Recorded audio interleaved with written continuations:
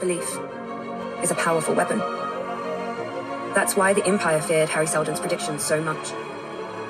Empires govern worldly concerns, but what comes after are souls.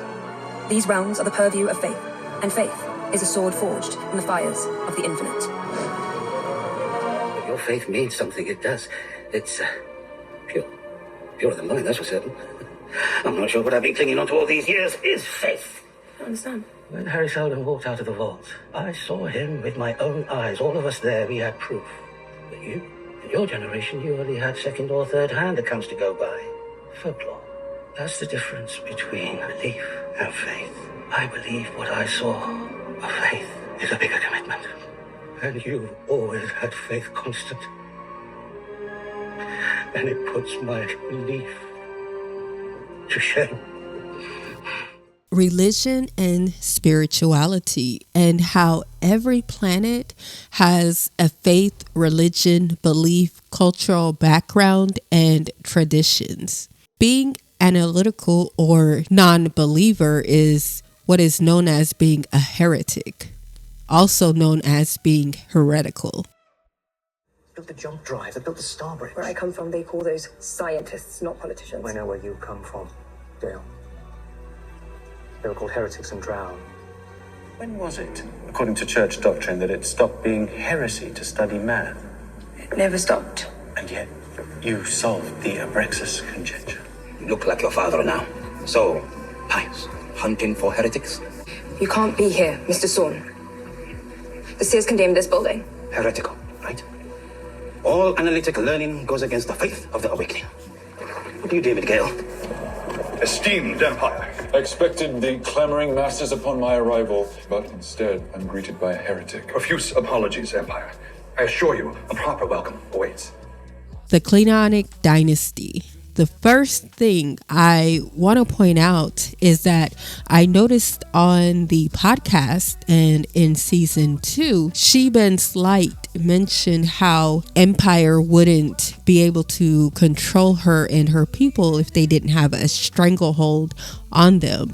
And I noticed that the showrunner mentioned that on the official podcast as well. This stranglehold of Empire's grip on the galaxy. That stranglehold reminds me of Christianity because Empire is a religion within its own right. Let me explain why. First and foremost, religion is rooted in symbolism, faith, belief, and rituals. Let's start with the symbolism. Now, there are two entities that are used interchangeably, Empire and the genetic dynasty. Empire is symbolized by the cross. This cross is seen everywhere in or on the palace of the Empire and the ships in their fleets. It doesn't matter who rules or which dynasty is in power. That symbol has never changed. The genetic dynasty is symbolized by the sun, more specifically the laws of the sun. The physical symbol of the emperors is the royal seal. 3 suns encompassed by a circle. A pointed cross is in the middle of the center sun that represents the light pouring out of it. The ritual of the Cleonic dynasty. In order to tell you the ritual of the genetic dynasty, I need to take you back, all the way back to Cleon the First. In my character story section of this video, I mentioned how Demerzel was freed by Cleon the First.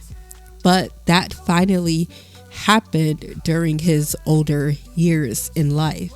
He gave her a plan of how she is supposed to carry out the genetic dynasty.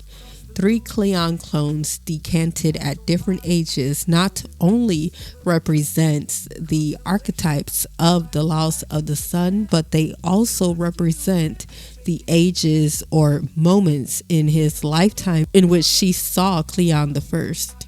In season 1, episode 3, we get to see their ascension ritual, but we get a hint of it in season 1, episode 1 on the mural of souls. This is when a new dawn is born. The old dawn becomes day, the old day becomes dusk, and dusk becomes darkness. I personally thought it was cute or symbolic in a way how the new dawn cried during the ascension, symbolizing mourning right before the sun rises and him mourning Brother Darkness. After Brother Darkness ascends, the baby dawn is christened with his ashes on his forehead.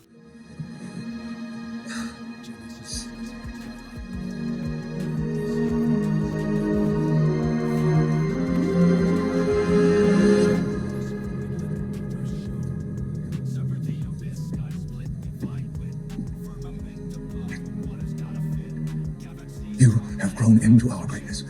Brother Dawn, now day.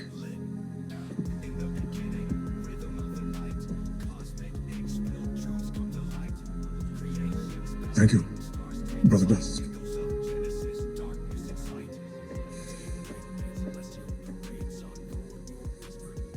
And the new dawn, just awoken.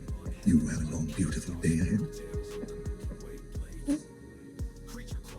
Brother Darkness, it's time.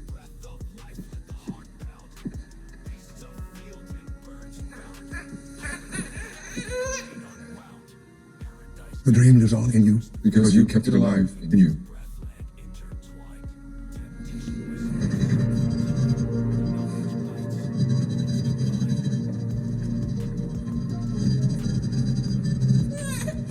It's okay. You're all right. Everything is all right. No. Something's wrong.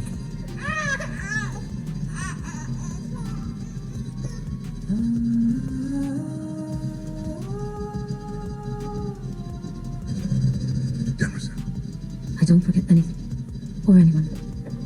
Empire is always on my mind.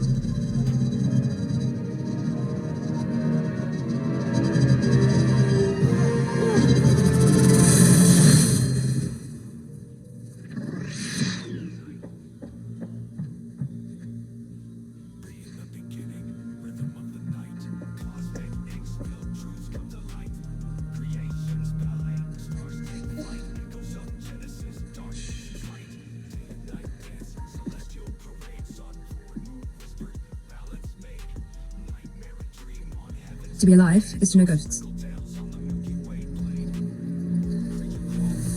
We hear their whispers if we listen. We're haunted by Prophet's Hall. Are you certain you want it erased, Brother Dawn? Yes. I've outgrown it.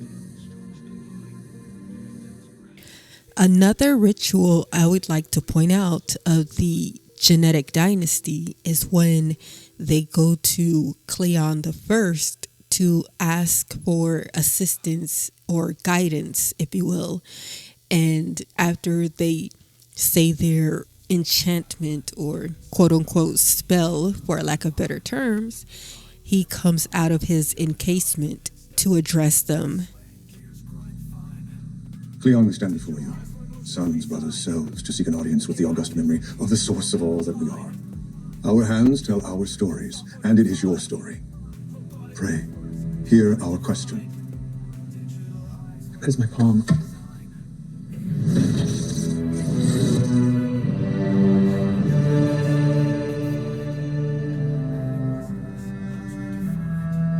I am the memory of Cleon the First.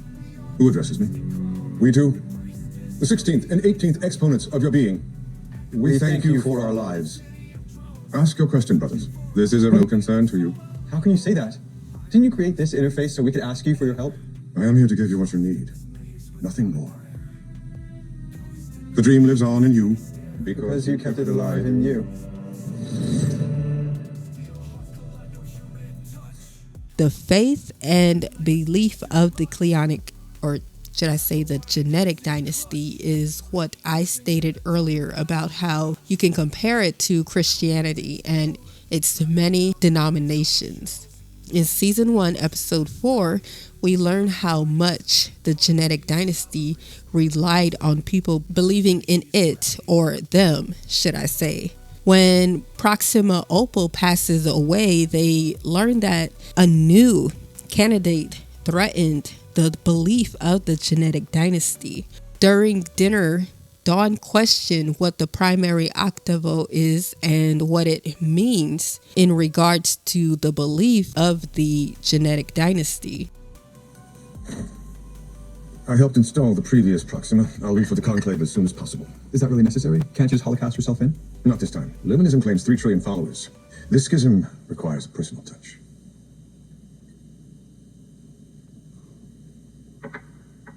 What's the primary octavo? A heretical scripture. Pre-imperial. It directly links the soul to individuated sentience. What is that? Individuated sentience. Think, Brother Dawn, if a soul cleaves only to an individual being, that calls into question that which cannot be individuated. All Cleons are perfect genetic copies of the first, and therefore, We don't have souls. So, this Selima woman is saying we're what? Not human? Indirectly. and if the galaxy comes to believe their leaders are less than rather than more than themselves, they may cease to follow. We are a glass vessel, spun with a fine hand. If the pressures inside start to swirl and we are not uniform, we may burst. Now, Harry is revered by his followers, but he didn't become a deity until the Foundation entered its religious phase in season 2. Cleon the 13th referred to him as a martyr with a long half-life, meaning the martyr's physical life has ended, their body has decayed, and the soul inside the vessel of that body has ceased to exist. However, their spirit lives on. Through their philosophical and spiritual beliefs, they begin living a metaphorical and a metaphysical life, or existence, if you will. He also lives through his digital simulacrums or consciousness. Keep in mind that Harry planned for everything to go in the direction that it is going. He explains to Gale why his unaliving was necessary. Shortly after his unaliving, Louis Pyrene stepped up as the leader of Foundation. In season 1, episode 3, Salvor mentioned how she is not a part of the Foundation, but since her mother believed, then she did accept it. Her mother responds by saying, I know you're suited to where you are, keeping us safe, making sure the Foundation survives. Making sure you survive the Foundation. It's the same thing, we are the Foundation. I am not, but you believe, and that is fine. No, do not make this sound like a cult. Some of us in our generation, some of us know what real religious fervor looks like. It wasn't until season 2, 173 years later, is when the Foundation began its religious phase. The religion of Harry Seldon is symbolized as the Polychoron, the four-dimensional diamond, also known as the Vault. The Foundationers have relics of it on their dream catchers, or wind chimes, should I say, and as pendants on their necklaces. They tell stories of it to people on the planets they are trying to win over, for a lack of better words, and how it contains the great galactic spirit, Harry's soul.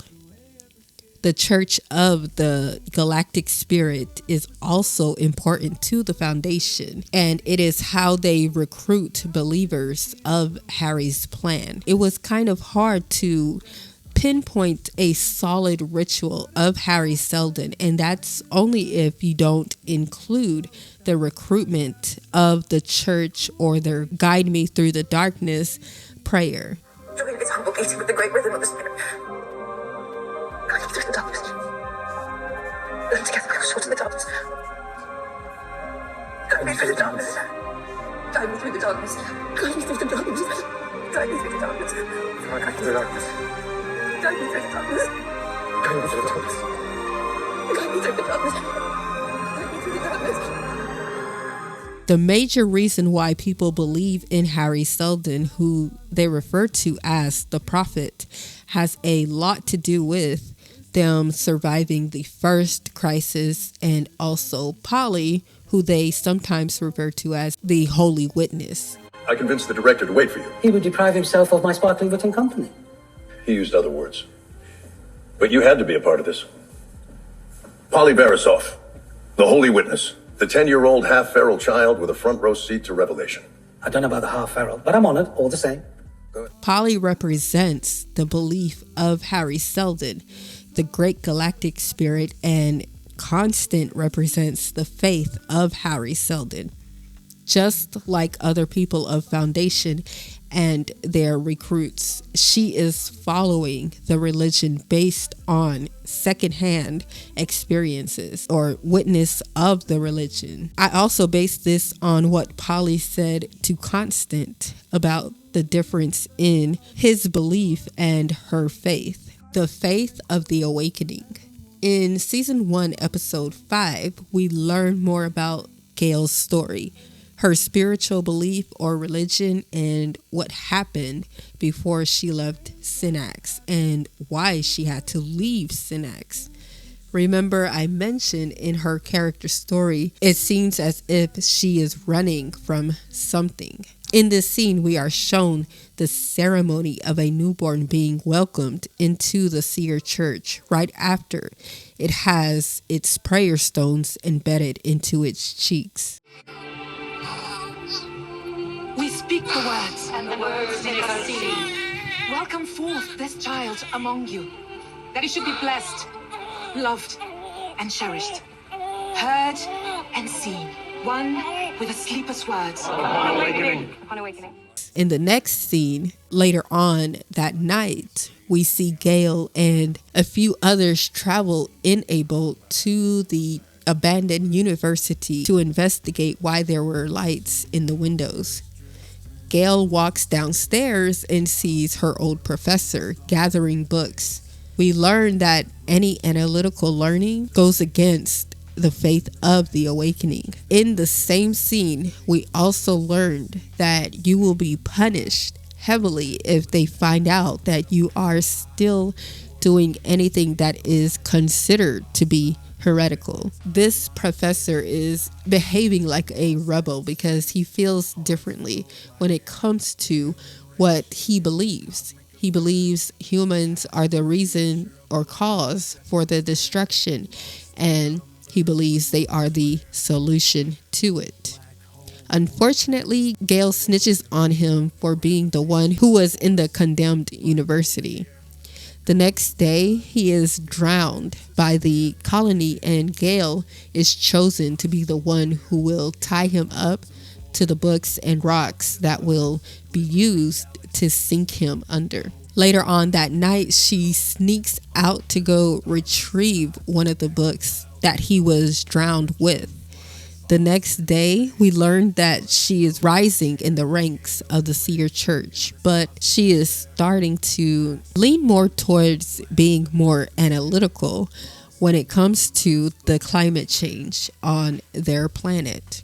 This upsets her father because they are staunch in their faith, and he makes her say her devotions. Later on, we see that she is doing things that is breaking the rules of their planet and their faith. I want to send a typing message. I was told you could help. Seers don't break any off-world contacts. This is church business. I'll pay. 50 cartons. Where you want it to be? Trantor, Streeling University.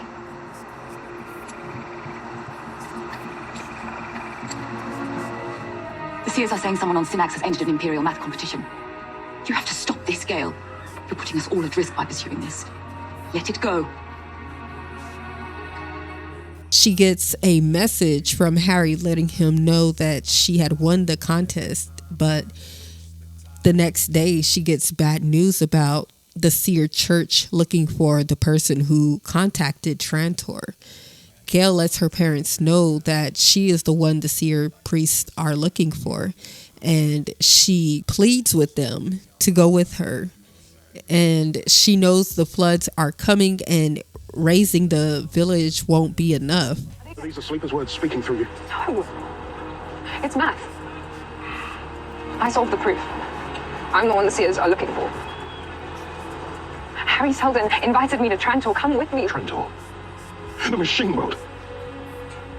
I'd rather my daughter die. Unfortunately, there are a lot of people who believe that there is honor in dying when it comes to religious beliefs. And this is the case for her and her father, believing that is a better option for his daughter.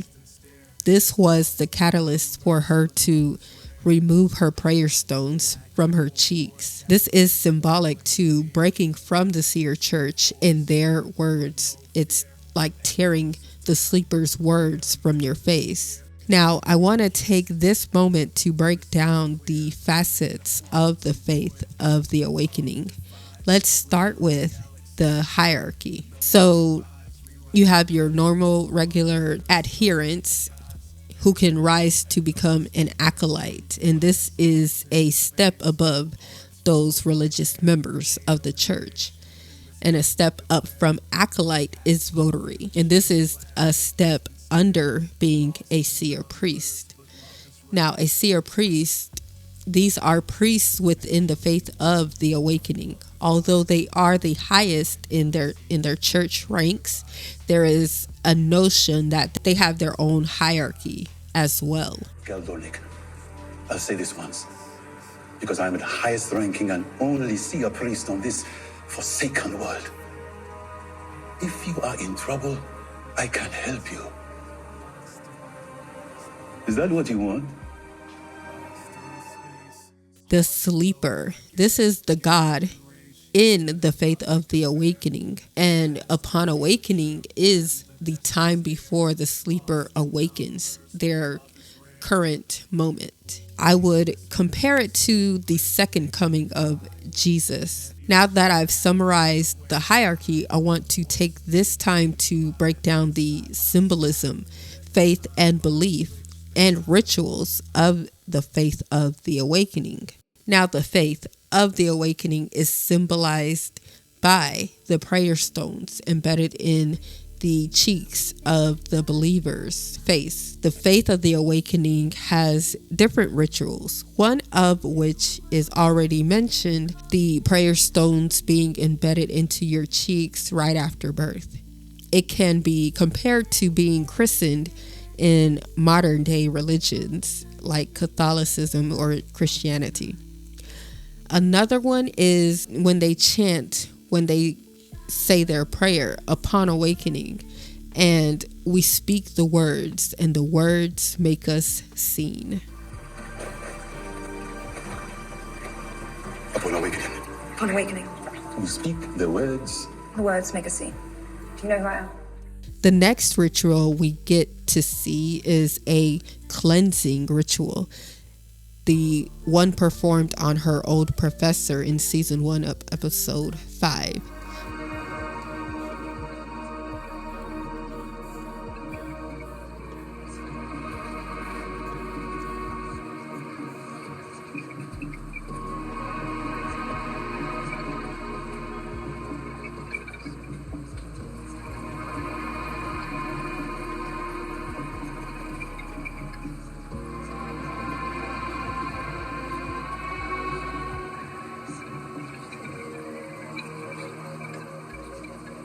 Cleanse us, benevolent sleeper, that we might be one with your words and abide in your dream.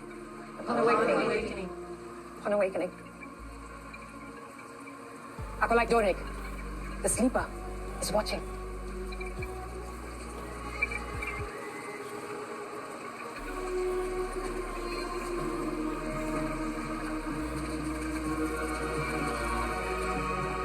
For this, you will be cleansed.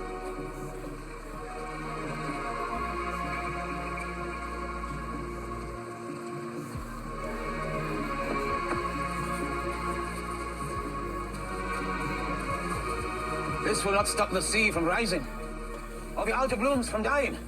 Only knowledge can do that.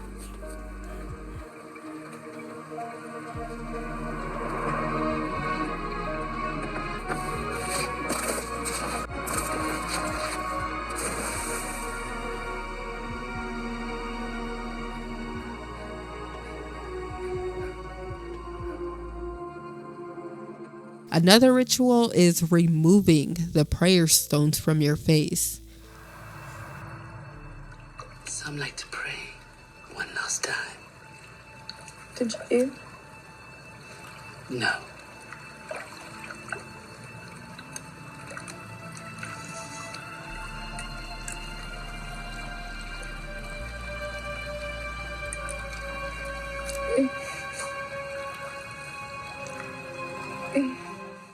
And the last hint of a ritual the seer priest would perform is what we call astral projection. Gail astral projects herself 150 years into the future in order to gain information about the location of the second foundation. What? In Old Synaxian, the word of prophecy means water takes them. Spheres would submerge themselves. When they couldn't breathe, their inner eyes opened. Wait, Gail.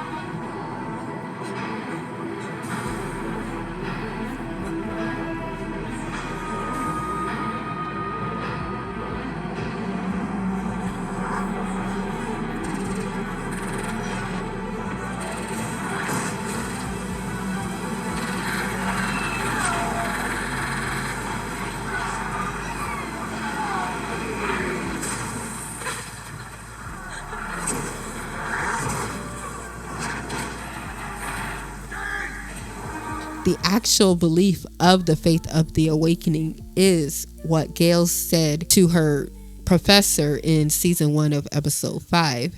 The challenges that their colony is facing are warnings from the sleeper. Rebirth. Knowledge gives us ways to survive the destruction till the rebirth arrives. The floods. A warning from the sleeper. A challenge we must overcome in order to prove worthy of his awakening. No. And you know it. No. Unlike the Church of the Galactic Spirit, these people are following this religion based solely on faith alone, because none of them have bared witness to their slumbering God. Knowing the bit of information, I find it really crazy how the seer priest told Gail the sleeper is watching in season 1, episode 5. Acolyte Dornick, the sleeper is watching. But it could just mean he or she is watching them through his or her own form of astral projection.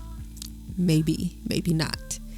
Their belief in the faith can be broken by simply taking out their prayer stones. But in Gail's situation, even without her prayer stones, she still sought out some form of guidance one last time when she got to Trantor.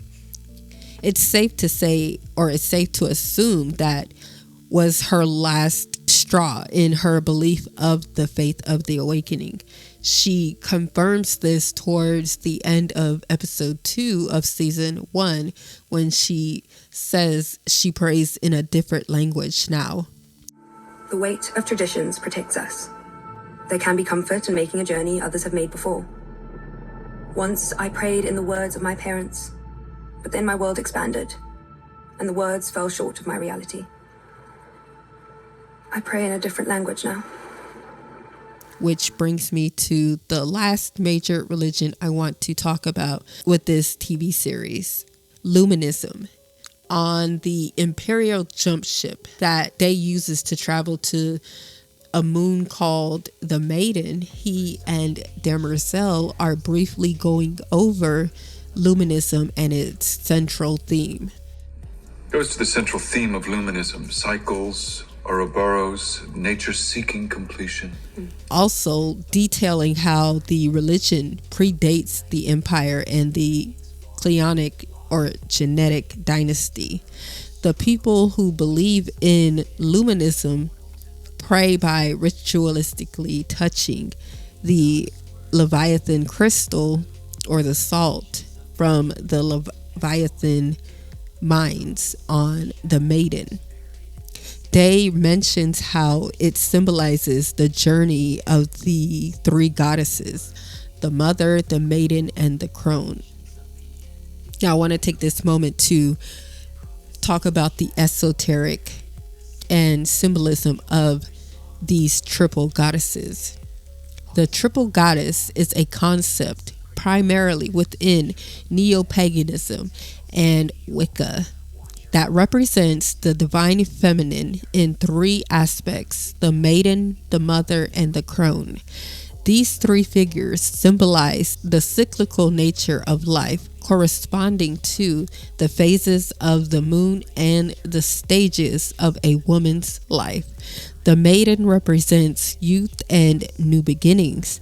The mother embodies fertility and nurturing, and the crone embodies wisdom and endings. The triple goddess archetype is important in many modern pagan traditions, where it is often seen as the feminine counterpart to the horned god. It symbolizes the cyclical nature of life and the importance of each stage of existence.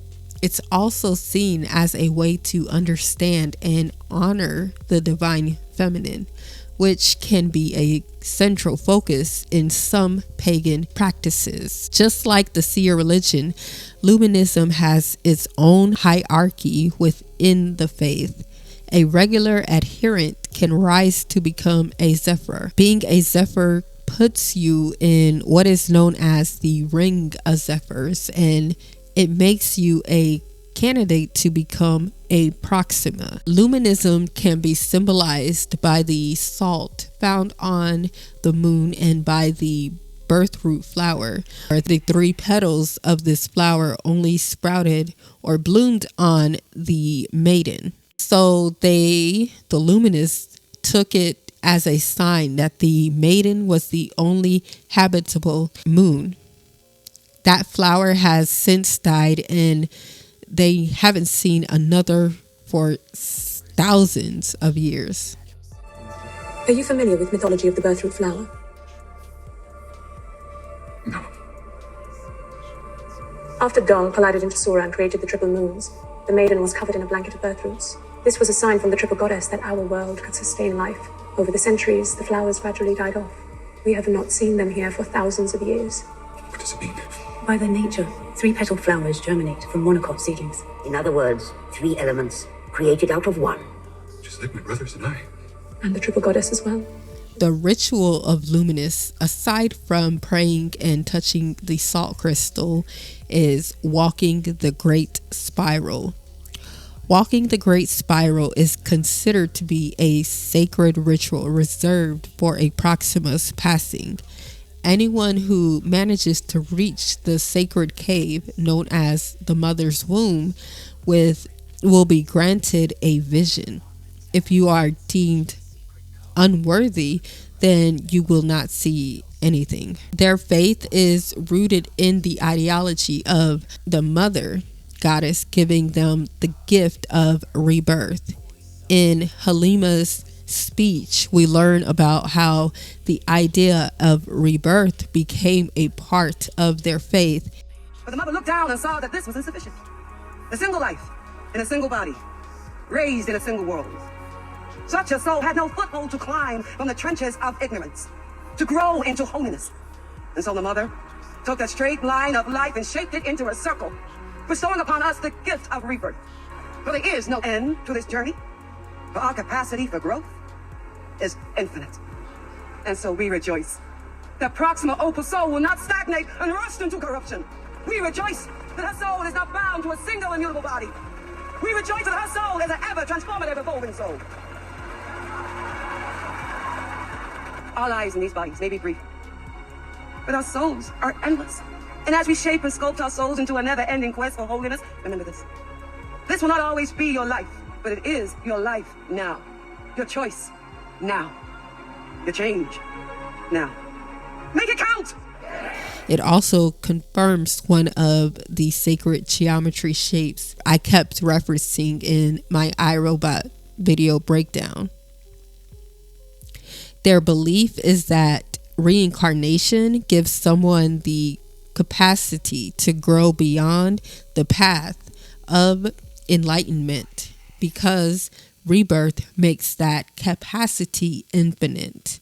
I waited until this point to point out what I'm about to say, and that is pay close attention to Demerzel.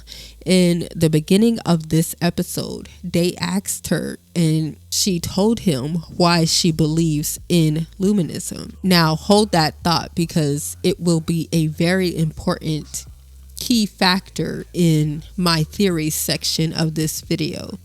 And don't worry, I'll remind you or jog your memory when the time comes. Now let's move on to the next religion or spiritual belief.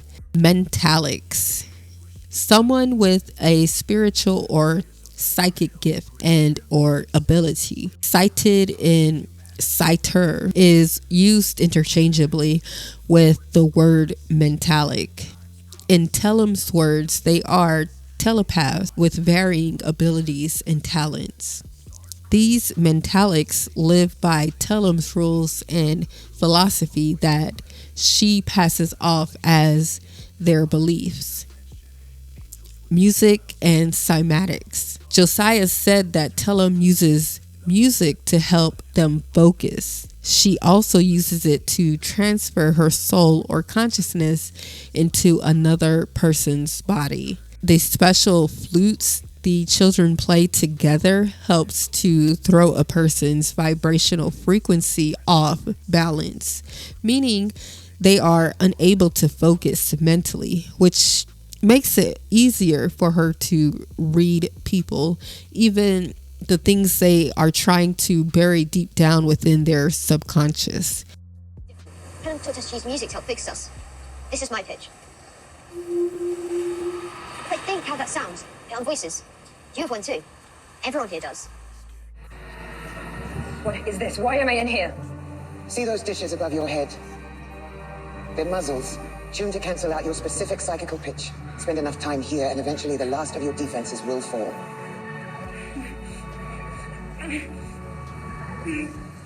I feel how hard you're working to keep me out. There's something you really don't want me to see. Because it's mine. Not for long, child. We used to have an instrument, a very old instrument, that fussed with people's brain signals, changed their minds, so to speak.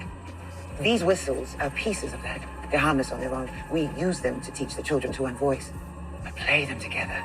You can't fight me anymore, Gale. The tuning plates are aligning us. Help me! Please, Nicholas! Reading minds and creating illusions. Telem so far is the strongest mentalic on Ignis. We know that the mule is more powerful than she is because of what Gale said about him after she comes back from her astral projection into the future.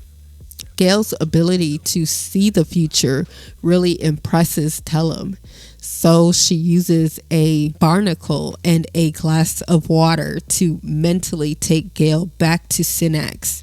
In that moment, she teaches Gale about grounding the illusion.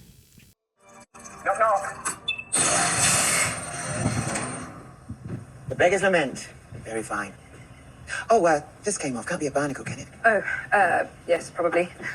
Do you want to come in? You are singular, Gale Dornick. I haven't seen the like. Usually when someone says that to me, they want something. And I am no different. But I'm going to offer you something in return. Let's hear it. Better if I show you. You've got a very special mind. I'd like to walk around in it.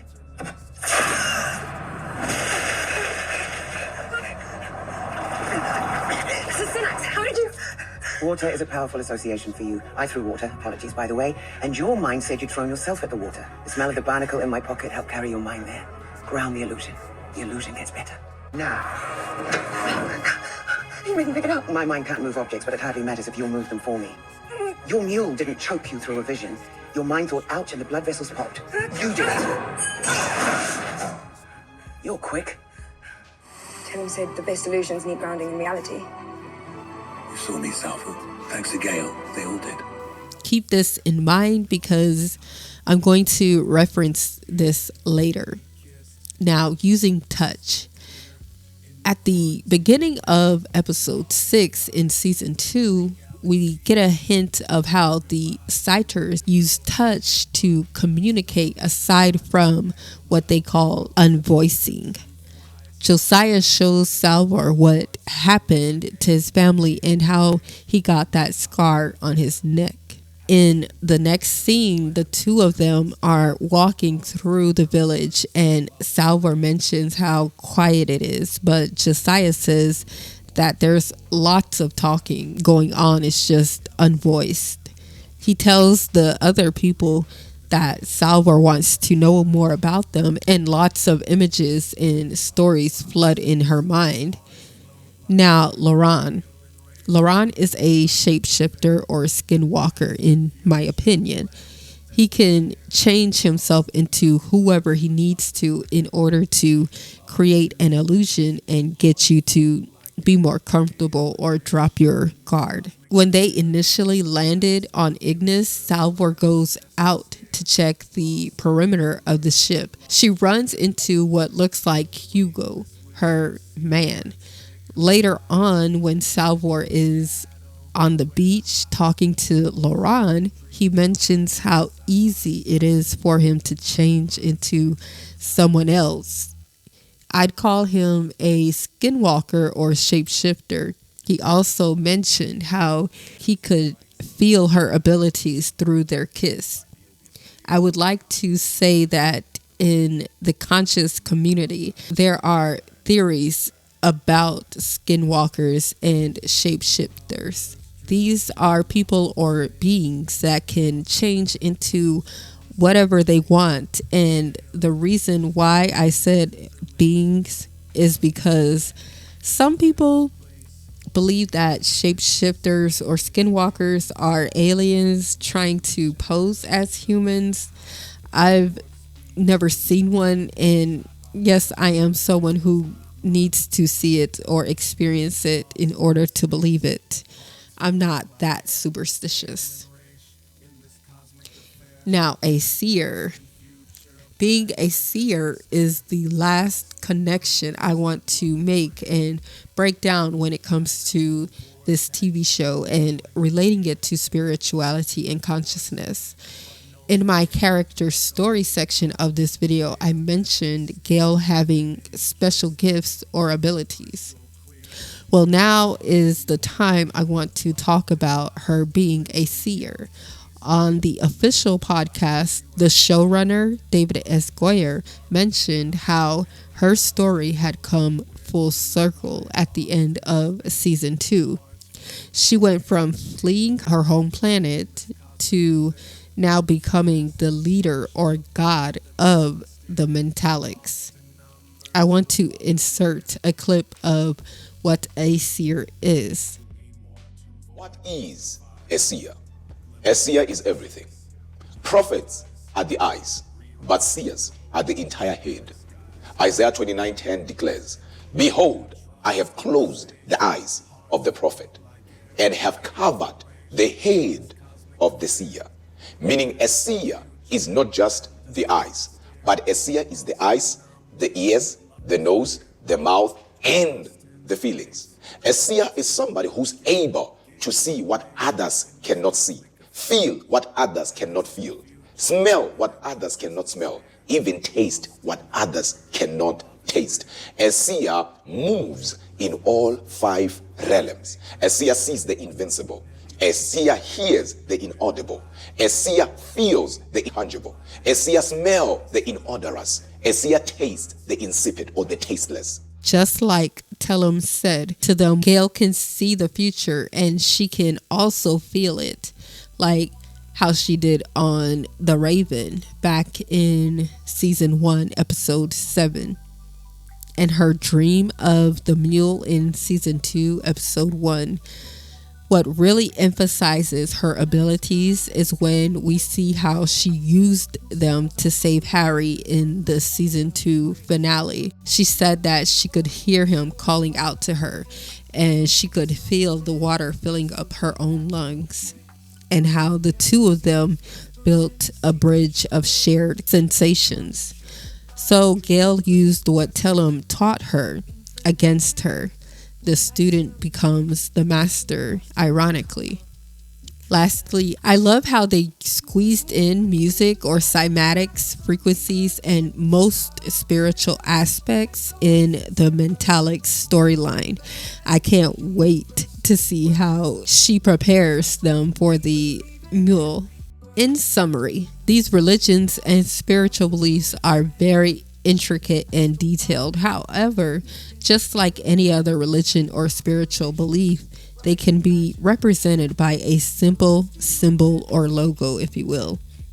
The Thespins can be represented by their Book of Appletvplus, the history book of their culture they edited in order to honor the genetic dynasty. The Thespins can also be identified another way, but I'll wait until later on to explain that. The Anacreons can be represented by their bow and arrow, a symbol of their grand hunter or huntress. Keep in mind that those aren't the official symbols of those two planets in their religions, but they are the only important items that were mentioned in the TV series. The Empire is represented by the cross. The Emperors are represented by the royal seal. The Foundation can be represented by the vault or the polychoron. The faith of the awakening can be represented by their prayer stones. And lastly, luminism can be represented by their flower or the salt crystal. However, spirituality is a bit tricky, mainly because it's easy to conflate spirituality with consciousness, and the symbols that can be represented are based on the aspect or context that someone is referring to. For example, enlightenment and the chakras can be viewed as one and the same because you can ascend from one level to the next, and they both have colors to represent each level of ascension. And the last point I want to make is how spirituality and consciousness can become very vague or abstract. One, because it's not rooted in one specific thing or a religion, if you will. And two, is because the faith and beliefs can change depending on who is in charge or the leader. It's almost like a cult, really.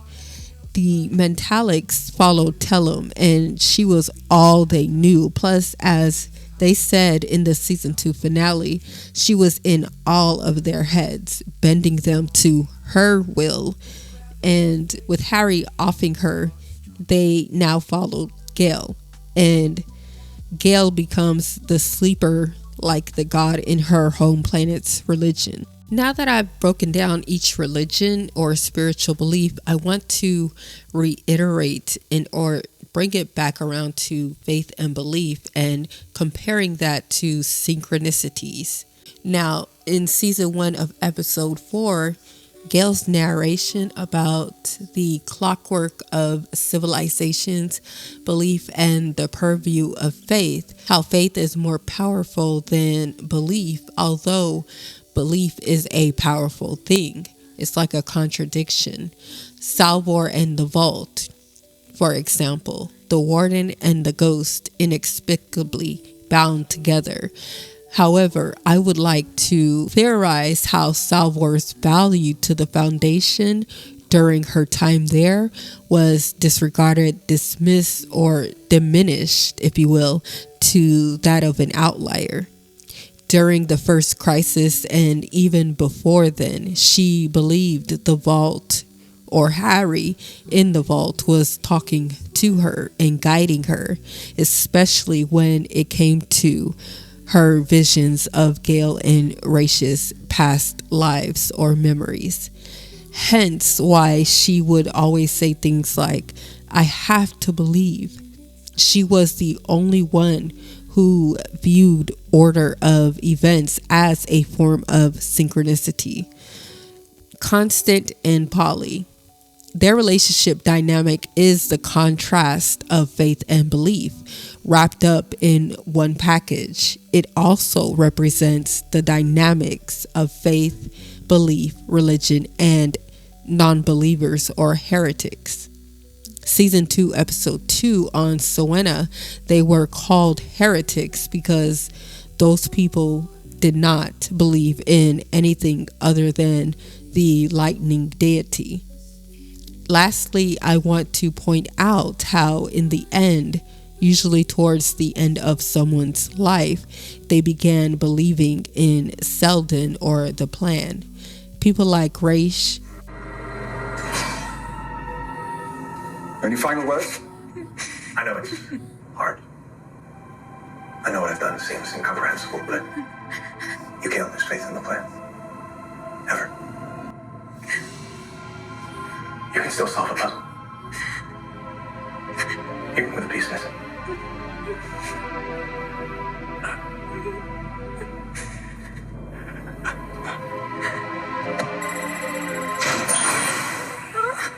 Abbas. Open your fist, Salvo! Don't fight the wind. Hober. My next question is for both of you. Are you stupid? She's not. So why provoke Empire? It's like you're begging to die. You attack the palace. Why would an established chief suddenly adopt a fatal fringe ideology? Is it love? Absolutely. But also, maybe I'm finally buying into something's bullshit. Yeah? Empire's light is dimming. Bel Rios. Weeks ago, I thought I might die in a prison colony. Going down with a ship. At least there's a poetry to it. That man down on the planet. Claywan. I'm so sorry you had to do that. He knew we were doomed from the start. Just us against the long arm of history. Empire was never going to let us live. But there was honor in the dying. And I got to shove Day out of an airlock. Okay, a toast.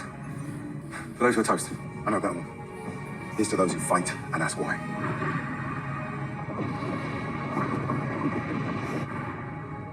And Salvor. All right, let's plug me in. Look, Salvo, I'm not even sure this is possible. Jumping into a planet's orbit requires absolute precision. Or luck. Remember who you're dealing with. It's probably like flipping a coin over and over, right? Maybe like flipping it 1,000 times. Let's start flipping. You're telling me to kill Lewis. You see, this is what I was meant to do. Everything that happened, it brought me here. But this is our only chance. So I have to try. We have to try. And that is all there is in a crisis. Trying. I owe you an explanation, Gale. I recognize that now. Why did Raish do it? I don't understand. Why did he kill you? My death was an essential element to the success of the plan. I don't understand. The Foundation needs more than a man to inspire it. It needs a myth that can endure for centuries. And it worked. Do you remember what our mortality projections have been for Terminus? 34.2%. The actual rate was nearly half that. My death galvanized the Foundation. The Foundation isn't a religion, Harry. You're not a god. No. Gods are impervious to knives. But you can kill them. You just stop believing in them. This is where I will leave it for now. Even though you can break this TV series down in many different ways, I am super excited for season 3. All of my shameless plugs are in the description box, including all of my cited sources. My website is under construction, so your girl has been busy lately, so bear with me on that. However, I will catch you in the next video. Tell me what you think in the comments section down below. If you like this video, please give it a like. Don't forget to subscribe because I do have more on the way. And I will catch you all in the next video. But until then, put a shield on it, and peace and love. Bye, everyone.